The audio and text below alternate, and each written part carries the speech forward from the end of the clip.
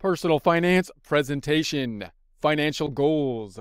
Prepare to get financially fit by practicing personal finance. Like with anything we're trying to achieve, setting goals is going to be a major strategy that we will implement and a skill worth learning, both with regards to personal finances and one which we can apply to many other things, just about anything when we're trying to improve on it. One of the examples often given for setting goals is some kind of physical fitness strategy or goal. In other words, if someone was just simply to say, I want to be more physically fit, they're probably going to have less progress than if they were to map out the goal in a more thorough way. Even if they don't exactly follow the map precisely at the start, they get some idea of where they're going and the direction they're on, that more information typically being useful so that they can continue to improve from that point forward. The same is going to be true with financial goals. If we set the goals, if we have a target that we're going to be shooting for, even if we don't hit the target, at least we have some kind of idea to measure to what we thought was going to happen. So even if we are wildly off, we at least have a better perspective of where we are, so that that better perspective can help us to make better goals and then continue the process. So like with anything, the general idea being we're going to project out, we're going to try to think what's going to happen in the future, what we can achieve in the future. We're then going to go through the process and do it, and then we're going to see whether or not we met our expectations, and then try to refine down our expectations and then repeat the process. So it's useful to set our financial goals up into some kind of categorizations. When you hear just simply setting goals, then it seems kind of vague and mundane, and you'll end up coming up with goals that are completely broad, like I want to have like no debt or something like that, or I want to be financially independent. These are good goals, but they're not really specific, and what you want to do is get them to be more specific, and we'll talk more about the SMART goals so that you can measure them. One way to kind of categorize the goals first is by time frame. So you might first say that I want to have short-term goals, that those are going to be things that I want to achieve in the next year or so. You may then have the intermediate goals, which are going to be like 2 to 5 years out, and then long-term goals, which are over 5 years out. Clearly, these are arbitrary categories. We just basically picked a line in the sand and drew a line and said, I'm going to have these short-term, mid-range, and long-term goals, but that can be useful to help you to categorize where you have specific items. So for example, in the short-term category, if we're talking short-term goal, things that are going to be less than a year, we might have something like a vacation that we're planning in the short term. We might have something like pay off small debts that we would like to achieve within the next year. We might have budgetary objectives that we're planning for to try to see what our behavior is from a financial spending perspective within the next year, our yearly budgets or our monthly type of budget planning. When we think about the intermediate goals, this will be dependent in our particular circumstances, but when we're thinking about goals that are going to be like 5-year out type of goals, then we might have, say, a home purchase depending on our current conditions as a goal that would be within that range. We might have other debts that we're trying to pay off within that range, possibly like student loan debts, or to pay off a car loan or something like that we would like to pay off within that range. We might then have a new car that we would like to purchase at some time. Note that when you're thinking about a car, it's almost always in that intermediate range because the car lasts, 5 to 10 years, or how many cars are you going to need at one time within the household. So you might have a car somewhere within there that you're going to be needing at some point in time, just in the nature of the way cars are going to work. And then we've got the career goals, which might be something that you're planning on an intermediate side in terms of what you think your revenue objectives will be with regards to your career goals as well. And then we've got the long-term goals, and those could include things. Pretty much everybody will have basically a retirement plan type of goal. That's going to be one of the most long-term kind of things. These are things that we arbitrarily put here over the 5-year time period. For retirement, when you're thinking about financial objectives, that's one of the longer-term plans that you can have within your life. Then, of course, you can plan with a past your life, which would be things like estate planning. Note that as we go to the long-term goals, the longer the goals that we're looking at, then the more we have to kind of take a systematic look at what we are doing. In other words, when we take the day-to-day type of goals and our budgetary habits, then we got to think about our habits, which those are difficult to break but we want to think about them on a day-to-day type of basis. And usually our day-to-day activities are pretty good. Once we have the baseline set up, the habits are usually good, that if we have good habits, then those are going to be usually good, and our short-term decisions are usually good. Our immediate to long-term decisions are often not good by nature if we don't hone down some specific skills, meaning saving for retirement means that we're delaying gratification for like 30 years, saving money for a long period of time to benefit the future. Our brains are not wired to do that. So that's when we have to do more of the long-term planning. And if you compare this to like a business type of perspective, just realize you're doing a similar kind of process. If you look at the business side of things, you've got different people doing different things. The top management is usually doing the long-term type of goal planning. Do I want to grow? Do we want to have another department that's going to be included? And so on. And when you have the management of the smaller management, the mid-management and the lower management, they're usually more on the day-to-day type of things, running the day-to-day types of things where they might be able to run after a while more on habit, more on kind of like instincts. You got the same kind of thing here, but you're doing everything with regards to you, this one entity, which has both short-term needs and long-term needs. You might have then the children's college, which could be something that could be long-term. That might be falling within the 5-year range, depends on where your children are at that point in time. Vacation home, you might be saying, I want to save up for a vacation home, which again, that could be a long-term thing that you might be thinking outside to have the vacation homes. Those are just some examples that you can group together. Clearly, your personal examples will differ based on your unique circumstances, but categorizing by time frame and just arbitrarily picking those time frames 1 year out, typically that you're focused on the behavioral changes that you might want to make from a day-to-day basis, which can adjust your budgetary spending and whatnot. The midpoint, meaning what do I need to purchase that's kind of outside the range, usually things that don't happen on a day-to-day basis, like a car or something like that. And then the long term, which of course typically would be including the retirement and things like college savings and things like that. Now you can also break your budgetary items up. Instead of simply by range, you can have the financial needs, what your financial needs are.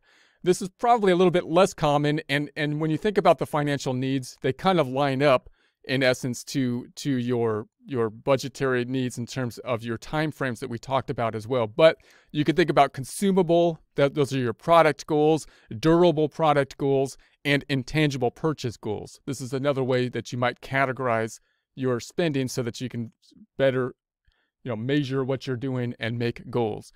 So the consumables could represent things like they usually occur on a periodic basis and involve items that are used up relatively quickly. So these probably will line up then when you're looking at your time frame goals to things that are going to be within the year time frame, because they're things that you're going to be purchasing fairly often. Things like food, things like clothing, things like entertainment. So then we have the durable product goals. So those are usually involve frequently purchased expensive items, infrequently purchased expensive type of items. So these probably are going to line up closely to your mid-range goals. Those are going to be things like a car, things like the sporting equipment. These aren't things that you're buying, of course, all the time. These are things that you're probably going to be saving up for. And so you might want to think about it in these terms as well, right? You might want to say, well, what are those intermediate things? They're going to be lasting longer. The durable product type of goals could be a boat or something like that. And then we have the intangible purchase goals. Those could be things that could include like personal relationship type goals. Intangible, in essence, means that they're not things that you actually physically own. They're not actual things. They're intangible types of things. So when you think about relationships, you could think about restaurants and trips and that kind of thing, the day-to-day kind of intangible type of purchases, which might then be in your normal kind of budgeting, which you might put in a time frame goal within like a 1 year type of thing. The health, so if you have things like a fitness gym and stuff like that, it's intangible in that it's not a physical thing, but obviously it's could be in your budget as well. It might be falling into the short-term time range. Things like education books and whatnot might fall into something that's intangible if you're talking about at least audiobooks and things like that. Community service and leisure. So then when you think about the goals, then of course you want to set up the goals in such a way that they're going to be in accordance with something that you can measure. Oftentimes this is shown with SMART goals. So SMART is the acronym that we would be using. That means they want to be specific. So when you set up a goal, for example, if you're doing budgetary goals, if you set up the goal to say, I just want to spend less, well, that's not very specific. You don't, I mean, you know, that's a good goal and that it would be nice if you could spend less, but it's not, you don't know how to do it. So if you go line by line through your budget, meaning taking your accounting records based on the past data, that's why that would be important. And then you can look at the line items and say, well, maybe I can spend less on, say, sit-down restaurants. Maybe I spend a lot of money going out to eat a lot. Maybe that particular line item I spend less on. And then you can actually pinpoint that particular thing, whatever that particular thing is that you want to meet. You want it to be measurable. So once again, if it's something that you can't, that isn't something that you can measure, then you can't really judge whether or not you did well on it. If you're using vague language with yourself, or if someone else is using vague language, it's often difficult to actually pin down what we want. If the goal is to say, I want to spend my money better or something like that, well, I want to spend my money in a fair way. And then politicians, they always use the word fair. I want to make a policy that's fair, and fair mean, well, what does that mean, right? That's not very measurable. That's not very specific. So what you'd like to do, and in this case, if you were specific, you'd say, I'm going to spend less. Then you can basically measure how much you spent last time on the restaurants, possibly, and then be able to measure in the future because you're tracking with some kind of accounting records what you're measuring in the current month, and then you can compare and contrast what you specifically line item said you wanted to do versus what you actually did during that time frame. It needs to be something that's achievable. This is often one of the most difficult kind of components because when you're thinking about goals, it's always, you don't want to set the bar too high and you don't want to set the bar too low. It's the same thing if you're doing managing of other people as with managing of yourself. If you set the bar too high, if you're saying, I want to spend $0 next month and save all my money, I'm just going to not spend any money. Well, that's not, that's not going to happen. That's not going to be achievable. And if it's not achievable, then you're never going to feel like you did a good job, and therefore you might just give up at some point, right? But if the bar is too low, then you have the problem of well, that was easy to clear, such an easy thing to clear that it wasn't even a challenge, and that's disincentivizing as well. So what you want is the bar to be just above what you think you can possibly do, just a little above there, so that you can over and surpass your expectations. That's kind of what you're looking for. That's difficult, of course, to do, is to set that bar to a place where it's not discouraging you on the one level, and at the same time, it's not something that you're clearing so easily that you're not even getting it. You should get some satisfaction from clearing the goal. You should be able to say, that was good. I did a great thing, right? It shouldn't be something where the guy that jumps over the bar just walked over the bar, and it's not very exciting in that way. It should be relevant, so it's got to fit into your overall plan, which seems kind of obvious, but it makes sense, right? That if your goal is to lower your spending, for example, in our budgetary example, and then you had one specific goal that you're going to spend as much as possible as you can in a particular restaurant then obviously that doesn't make. Why would that be the case? That goal doesn't fit. You're within your overall strategy to lower your spending, to spend more money on a particular thing, right? I mean, the goal has to fit in there, and you would think that would be kind of obvious, but sometimes there can be a mismatch, and so you want to keep that in mind. It has to be time based.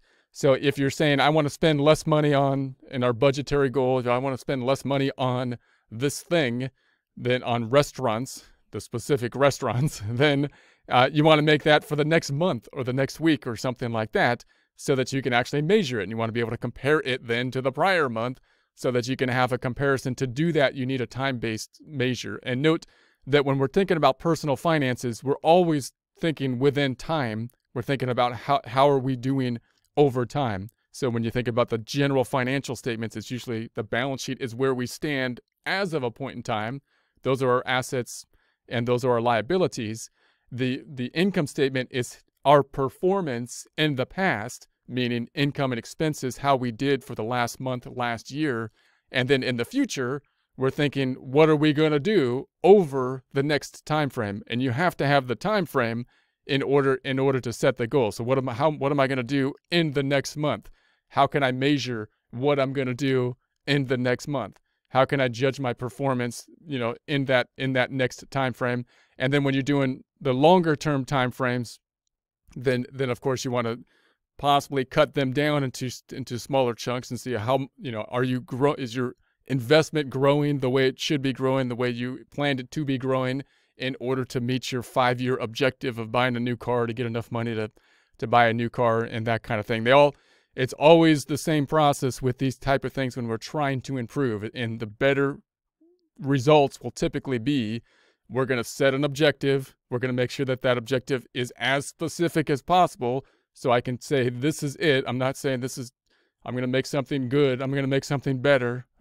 This is actually what it's measurable, meaning I can actually say, I know when I met that goal, because I can compare it to what I did before. It's not just a vague term like I'm going to make my accounting more fair, or so I'm going to make my accounting, more better, or something like that. And it's got to be achievable, meaning don't set the bar too high or low. It needs to be relevant. All your goals should line up to your ultimate goal. If you think about that in terms of your business strategies, businesses typically have an overall mission, which is driving their whole strategy, supposedly.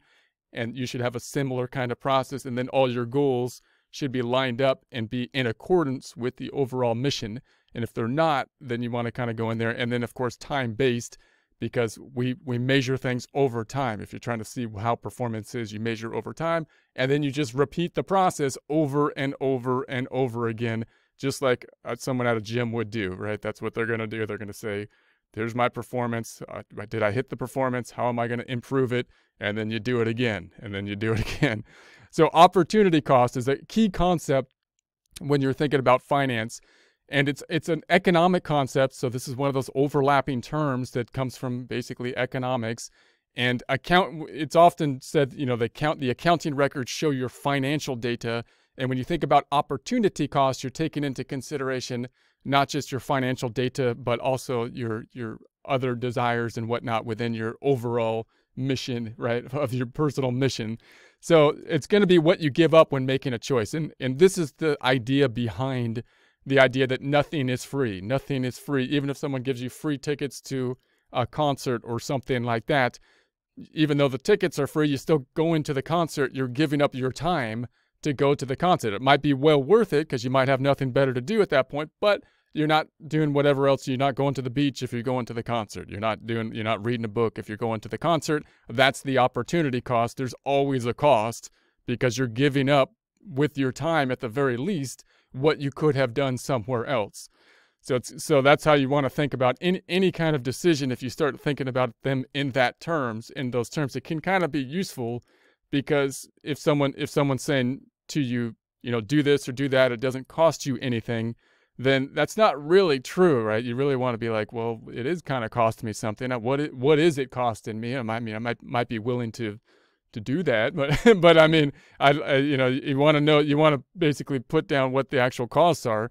So it's going to be the trade-off of the next best choice. That's often how it's phrased. So whatever you chose to do from an economic standpoint is your highest choice because you chose to do it.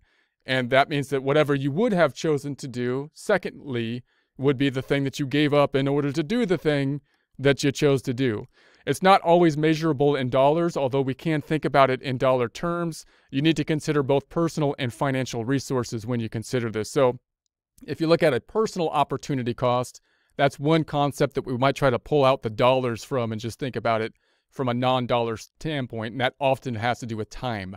The time used to do one thing cannot be used to do another thing. So for example, if you're studying, or go to the beach, you can't really do the two at the same time. You can't study and go to the beach. You could, but let's be honest, your study time at the beach probably is not going to be as good as home. So you can do multitasking. Multitasking is a thing, but if you're not chewing gum and walking or doing two things that are physically taking different parts of your body, then it's going to be difficult to do that. If you're trying to relax your mind and stimulate your mind at the same time, those are two opposite things that you're trying to do to your mind. That's kind of difficult.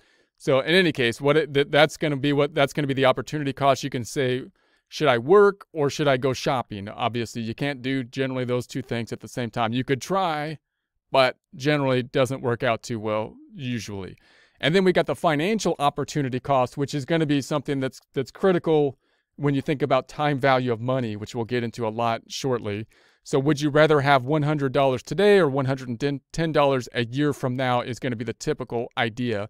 And the idea here is, of course, you have to measure out or balance what you're going to spend today, your current consumption versus your consumption in the future. Meaning, if I can put my dollar away today and generate more revenue from my earnings tomorrow, how much do I want to do that? Obviously, I want to spend money today. That's fine, but I also want to be able to have the money in the future for the things that I want to do as well. So that balancing act between money today and money in the future is a really important concept, and it's quite confusing given the fact that it involves delayed gratification, which is something that we are not intuitively good at as human beings, and it involves time value of money concepts and growth of money concepts and whatnot, which is as well as things like devaluation of money concepts, which are all things that are fairly abstract kind of concepts to take into consideration. And they'll usually have a timing element to them, and we'll work many problems with this kind of idea, but that's the opportunity cost of the dollar. Usually, if someone, for example, was to give us $1 today versus $1 tomorrow, we would normally want the dollar today, all else equal, because if I had the dollar today, I could either spend it, which I would get the immediate gratification for it as opposed to postponing it, and I can put it away. I can put it somewhere and have it grow. So theoretically, if I was able to put my dollar in stocks or bonds, then I can make it grow to $2 or something like that at some point in the future. Whereas if you just gave me $1 in the future, then I don't have the opportunity to either consume it, getting gratification now from it, or to invest it, hopefully allowing it to grow. Now, the other problem with that, of course, is that the dollar actually decreases in value over time. We call that inflation, meaning $1 today purchases less money tomorrow. So you also have to deal with that fact when you're thinking about it. When I get my dollar today, if I was to invest it, I would need to make an earnings of it over the inflation rate in order for it to grow so that it would actually have more purchasing power in the future than it has today. So we'll talk more about that with regards to time value of money.